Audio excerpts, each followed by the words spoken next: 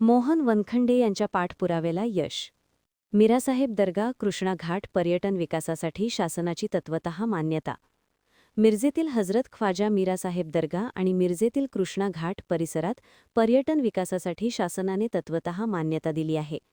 विकासासाठी लागणाऱ्या आवश्यक निधीबाबतचा प्रस्ताव पाठवण्याचे आदेश महाराष्ट्र शासनाने दिले आहेत.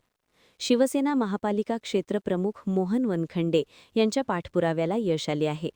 मिरज दर्गा आणि कृष्णा घाट पर्यटन विकासासाठी प्रत्येकी 2.5 कोटींचा निधी उपलब्ध होणार आहे.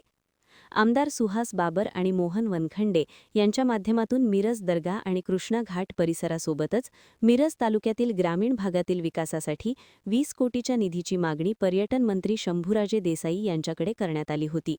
या अनुषंगाने शासनाने प्रशासकीय कारवाई सुरू केली आहे.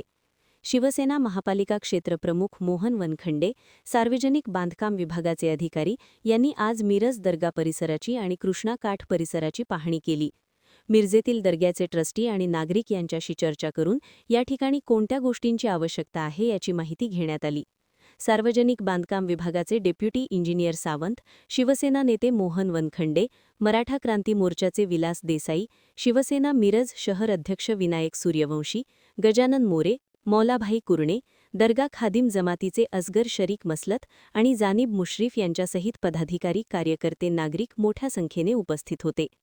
पर्यटन विकास निधी मिळण्यासाठी शासनाकडे प्रस्ताव दाखल करण्यात येणार असून या ठिकाणी पर्यटन विकास करण्यात येणार आहे. महान कार्य न्यूजसाठी आदिमादे, मिरज.